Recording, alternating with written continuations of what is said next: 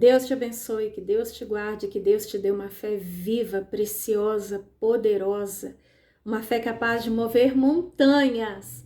Lembrando que a fé vem por ouvir a palavra de Deus.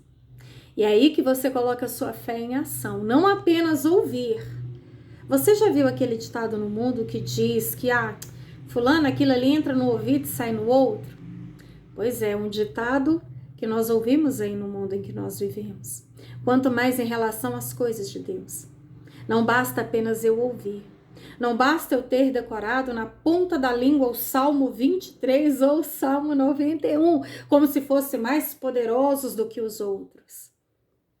Não apenas ouvir, mas crer, mas praticar, mas viver. Porque aquilo que você fala muito mais alto do que aquilo que você fala. É como aquele pai que impõe para o filho: eu te ordeno, não coloque bebida na boca, porque a bebida vai destruir o seu fígado, a bebida vai tirar a sua lucidez, a bebida vai roubar o seu dinheiro no final do mês. Eu não aceito. Ai, se eu porventura ficar sabendo que você tomou um copo de bebida. Mas o pai bebe. Ou proíbe o cigarro e ele mesmo fuma. Proíbe o adultério e ele é um adúltero nato. Não adianta apenas você falar. Não adianta apenas você falar o nome de Deus como se isso fosse tornar de você uma pessoa protegida, uma pessoa mais especial do que as outras. Não, Deus é na minha vida. Eu amo Deus e Jesus Cristo.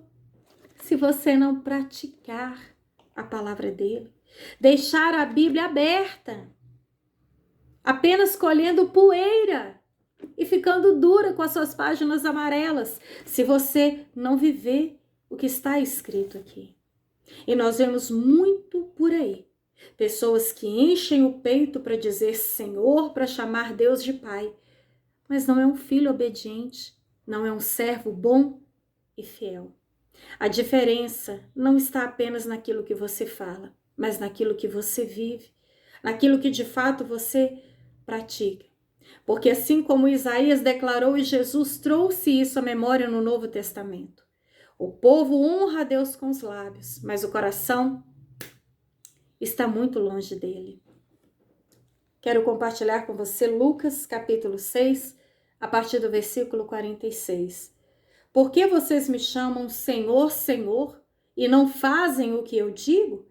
Eu lhes mostrarei com quem se compara aquele que vem a mim, ouve as minhas palavras e as pratica. É como um homem que, ao construir uma casa, cavou fundo e colocou os seus alicerces na rocha.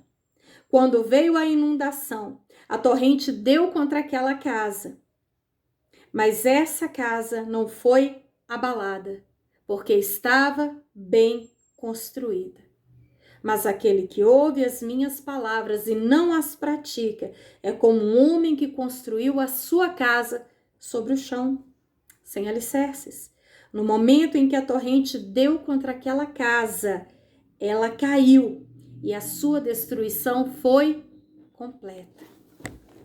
Aquele que ouve, aquele que vem até Cristo e quando ouve, pratica e vive, é semelhante ao homem que construiu a sua casa muito bem alicerçada na rocha.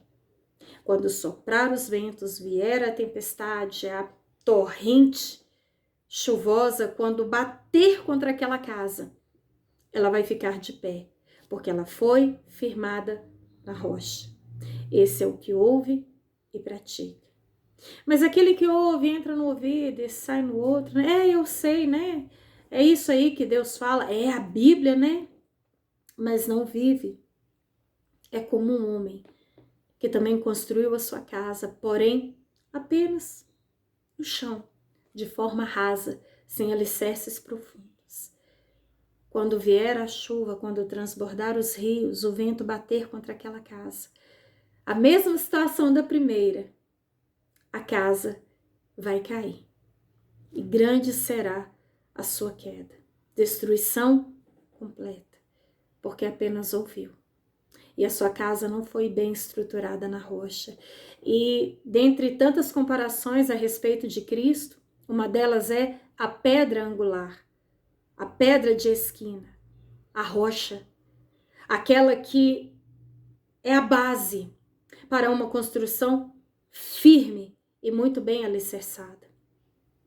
Quando você ouve as palavras de Cristo e vive, aí sim, a sua casa permanece de pé. A sua vida espiritual. Você é um edifício vivo. Só que para esse edifício perseverar e permanecer imponente e firme, ele precisa estar alicerçado sobre essa rocha. Ouvir, qualquer um ouve. Falar, qualquer um fala. Mas Deus te chama para viver aquilo que Ele te chamou, não apenas para ouvir falar, mas para viver. É isso que vai fazer toda a diferença. Não adianta eu pregar contra o adultério, se eu adulterar. Eu condenar a mentira, se eu for mentirosa. Eu ministrar contra a prostituição, contra a sensualidade, contra a imoralidade sexual, se eu estiver atolada até o pescoço na pornografia.